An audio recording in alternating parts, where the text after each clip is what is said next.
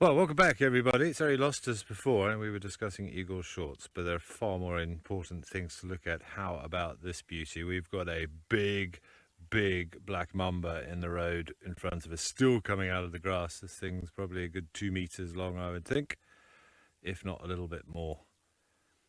That's the biggest mamba I've seen for a while.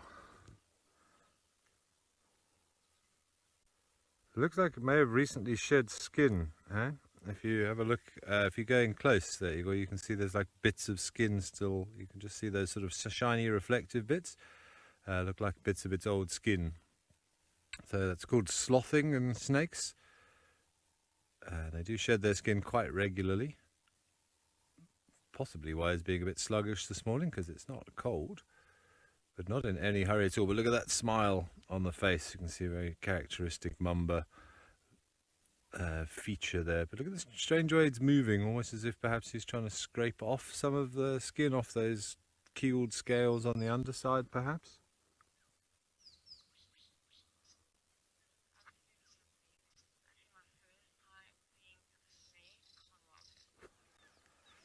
I'm glad you're enjoying it, John, but this is a big snake as well. This is probably just over 2 meters, I would think, if we stretched it out.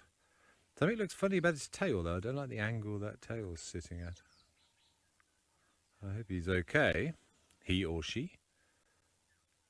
But very cool. We've seen quite a few snakes. Actually, I saw a python the other day. Somebody asked me yesterday whether we're seeing snakes often. Oh, because I saw a snake yesterday. Yeah, I'm not sure what it was. Just saw the backside of one disappearing off into the grass. So I'm slightly worried about that tail. No, it looks okay. But yes, so definitely a mamba. It's a little bit darker than a lot of the mambas that I have seen. They're sometimes a bit grayer. My first thought when I saw it was spitting cobra, but then when he turned his head around, you could see how that those lips makes it look like he's smiling there. That sort of coffin-shaped head, very characteristic of a mamba.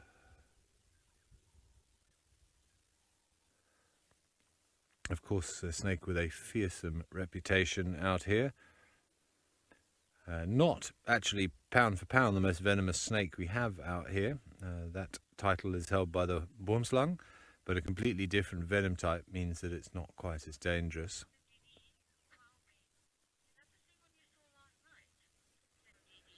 Cindy D, I was wondering that because it was actually on this road, so it's not impossible that it was this one last night.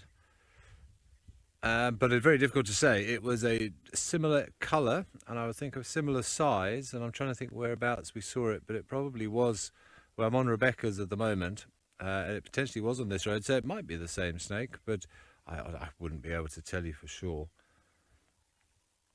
But I'm glad if it was the same snake that I didn't go off looking for it yesterday, because I don't particularly want to bump into a mamba of this size.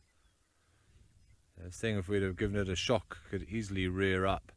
So well over, well, if this is about a 2.5 meter snake, he could probably stand up about 1 meter tall, so he'd come up to sort of my waist. If he stood up, and say you don't want to find yourself face to face with a mamba, as I said, despite not being the most potent of all the venom types we have here, the amount that they envenomate you with is what does the damage, and the body simply cannot handle that amount of envenomation, that neurotoxin. Those neurotoxins, if they get to the heart, you're in big trouble with a mamba. But that being said, there are various stories of people having been bit by a mamba and still survived, so it's not a death sentence by any stretch. But let's not concentrate on how potentially dangerous it is. What a magnificent creature this is.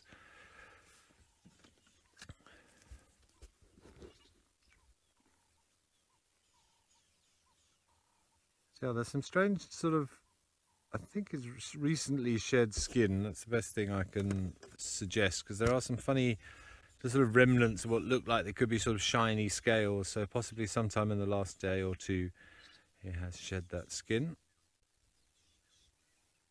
Of course, one can actually identify a snake from just its skin, but you need to be able to see the head. Every species of snake has a slightly different, we call it a scale count, but the way that the scales are formed around the head is unique pretty much to every single snake. So if you've got a good specimen of the skin, then you could potentially work out which snake it is. Just move forward a touch, Igor. Huh?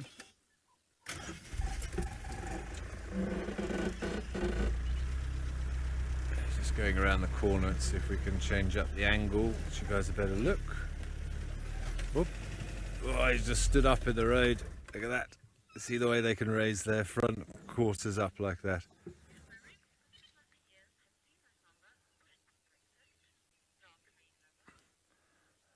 Look at the way he's standing upright. That's very Mamba characteristic.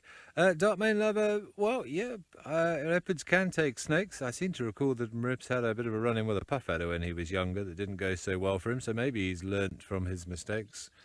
Or off into the bushes.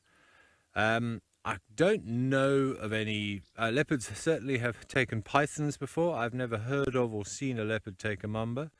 I would think that it would be a very, very dangerous proposition. So I would strongly suggest against it, put it that way. But leopards are pretty... Try that again. Leopards are pretty resourceful.